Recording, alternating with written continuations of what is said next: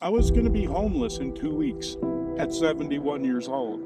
One of my landlords committed suicide. Oh my goodness. And then we were given walking papers. At that point, I thought had a place for a while. I was desperate, and I drove in here a few months ago. And so we just sat in our cars and talked for like 45 minutes. And he was like, put your name in, see what you can do.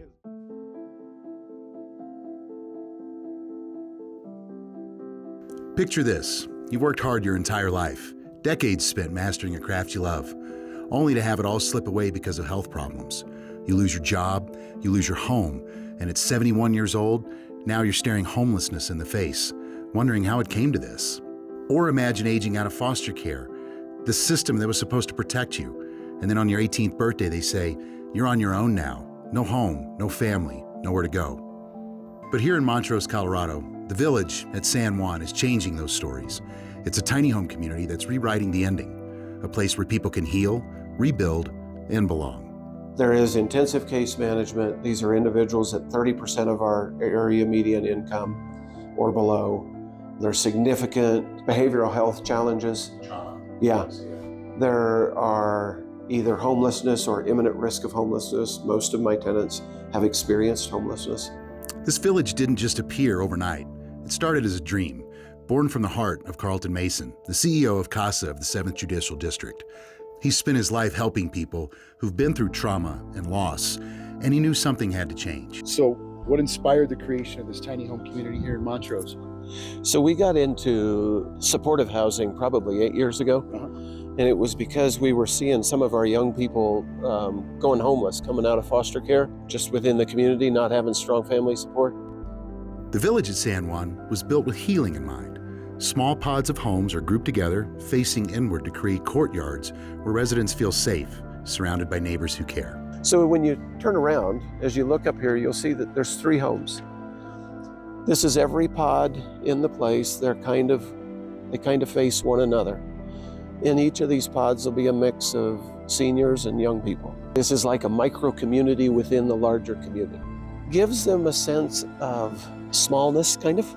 Like if you were to walk into a community and let's say there were 45 homes just lined up here, you want a sense of privacy. And the way the houses are set, this group looks at their parking lot, and you walk up and you get to your home and you've only got 2 neighbors that, if you're really not in the mood to like socialize, you got 2 doors you got to get past to get home and you're good, and yet at the same time, we need to encourage that engagement. Like there needs to be that sense of, these are my people and I'll figure out how to deal with my people. And then slowly that can expand over to the community building and be involved in. Carlton also took us inside to show us just how comfortable and warm these tiny houses feel. So it's real simple, just a row kitchen, nothing overly complicated. Everything is looked at to be cost effective and yet still be really respectful of the individual and where would you want to live. No, nobody would feel like they're doing without inside of this. No, Damon, and that was, when we started at the very beginning, that was such a key thought in my mind is, I want to build an affordable community. I want to build a community that is supportive of our young people that have been through significant trauma, but I also want to build a community that I would be willing to live in. Right. In other words, that says a lot, doesn't it? Yeah, in other words, I think that's missing sometimes. But this isn't just a village, it's a family. Here, seniors mentor youth, sharing the wisdom of their years, while young adults help with chores and day-to-day tasks.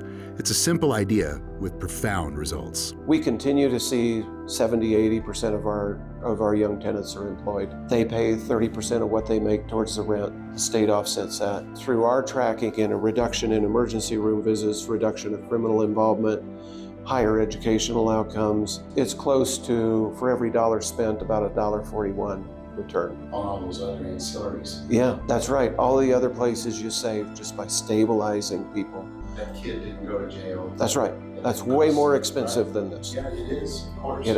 That's what we're seeing.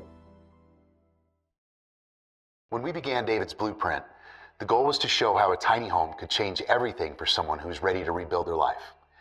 David's journey, though on pause, doesn't change the power of that vision. While David is no longer a part of our project, we haven't given up on the dream. Today, we have a new young man named Quentin. He, just like David, is ready to learn the skills to build his future with. A new chapter in the Blueprint for Redemption series will be started to cover his journey, and we hope you join us to follow along with Quentin. In fact, since you're here, please subscribe and like this video to help keep up with this incredible story. Thank you. Not everyone here has a fresh start. For one resident, the village at San Juan is a lifeline after a lifetime of losses. After decades as a skilled craftsman, health issues cost him his career. Then his landlord died by leaving him homeless at 68 years old. And then it got to the point where I knew what I was no longer capable of. And yet I was still able to keep my dignity.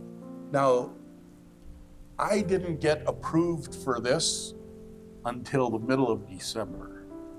And so I was freaking out, thinking, I might actually be living in my car. And so I got to the point where, before this became available, that I was looking to take what money I had. And when I got this vertigo issue a couple of years ago, 2 years ago, I've been able to save money because I don't go out to eat. I don't go see concerts. Being vertical like I am now, like I'm sitting here now, I'm spinning, right? And I thought, well, now isn't this cruel that I have 39 years of sobriety and I feel drunk all the time? That's my daily life every day now. And, but again, I have this attitude of gratitude that I've developed. You know how I feel about the whole thing? I'm not in pain. So This isn't just a tiny house community. It's a model for how compassion and connection can rebuild lives. It's proof that when people come together, anything is possible. Thank you for watching. Please like, share, and help us spread this message of hope and healing.